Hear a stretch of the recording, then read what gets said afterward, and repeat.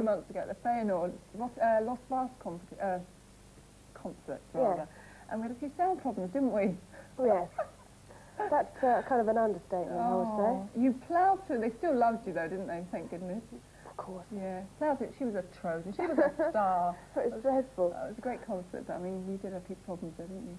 Well, yes, a few. So, are you all set for the tour now, then? Yeah, yeah, this is going to be far more successful than that, I feel. I'm sure it will be, yeah. Yeah, it's good. I just finished production rehearsals. It's going really well. How do you prepare for a tour? Do you sort of keep fit? Do you do...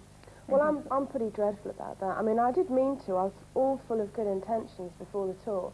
And then I got caught up with this record doing really well, and I've been sort of doing so much promotion around and a bite that I haven't had any time to get particularly fit. Not enough hours in a day, I have quite a strong constitution, I'm not too worried about that.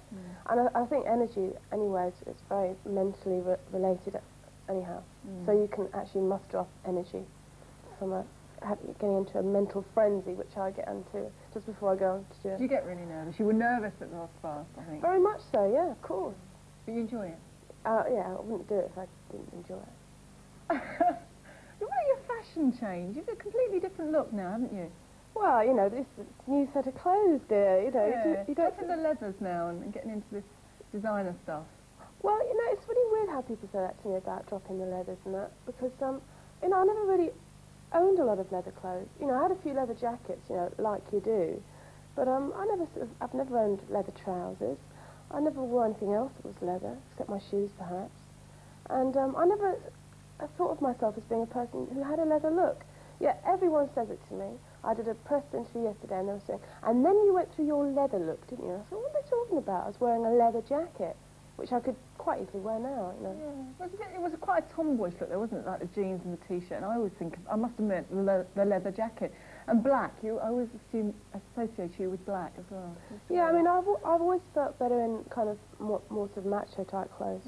And this is like a great departure from that anyway. Kim, I've got to point out that you've got odd socks on. Yes, today. I know. Talking of Mabel and her socks, she's got one blue one. Can we just show the camera here? That's one black one. That's the black one. And one. How did that happen? That's the blue one. Well, it was an accident, I take it. Well, they do look very similar. If you notice the colours. You're dressing in the dark, sort of thing. It's the kind of thing I do a lot, actually. I'm not very fussy about clothes. I just usually throw them on, and I don't really. That's kind of my. It sort of sums my general attitude up to everything I do. In fact. Of your earlier. Of your earlier stuff, what would you say was one of your favourite of your singles? I mean, there's Kids in America, Checkered Love. Peace in the Bridge. That was your favourite, wasn't it? Yeah? Why? Well, I just thought it was a really lovely song. I enjoyed singing it. I love singing it live, especially. It goes down great. Yeah. That always helps, of course, if everyone else likes it. You do tend to like things that other people like. That's your favourite early one. Well, we're not going to look at it. We're going to look at my favourite early one, Checkered Love. Fox with Amanda Remington and Kim Wilde. Kim, you were telling me you were out on the town last night with your brother because it's his birthday. Yes. Yeah? Did you have a good time? I think so. I can't remember much about it, actually. Yeah, because your family, you've often got your family around. I noticed again in Rotterdam, your mum was involved, your dad was involved. Yeah. And of course, you've been co-producing your new album with your brother again. Yeah, and writing with him too. Yeah. That works for you, with the family? Yeah, it does.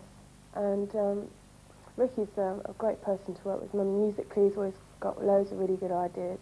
He's really into writing music, so most of the songs on the album that I've written with him, I've got involved in the lyrics.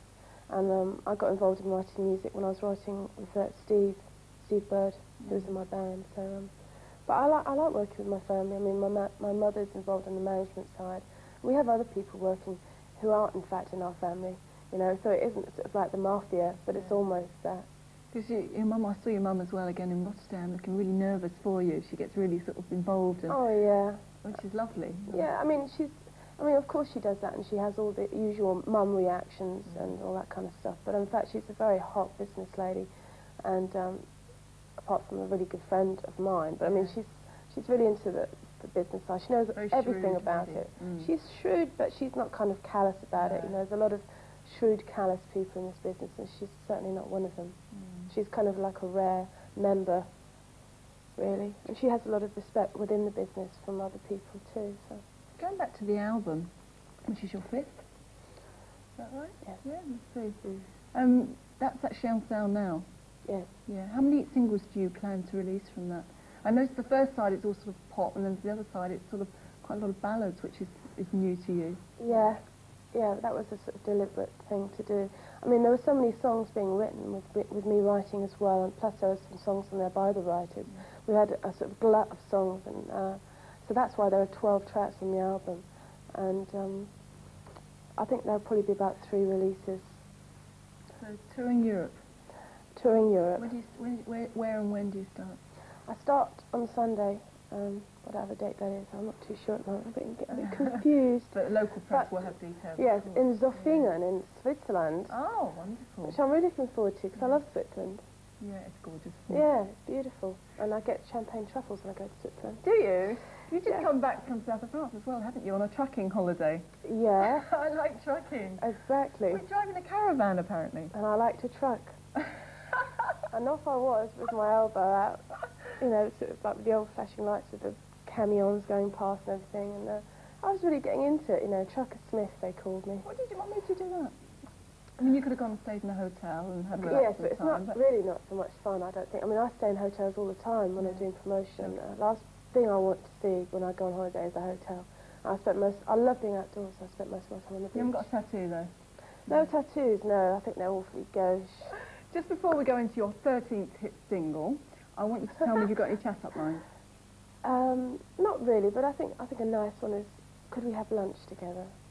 Oh, lovely. She's a bit of a romantic, you see. Kim, listen, lots of luck with the tour. Thank you. The album's good, the single is brilliant, and it's... Well, actually, the album's brilliant, and the single's pretty good too. You heard it from Kim herself. Thanks very much for coming to see me. Thank you. Great. Love this.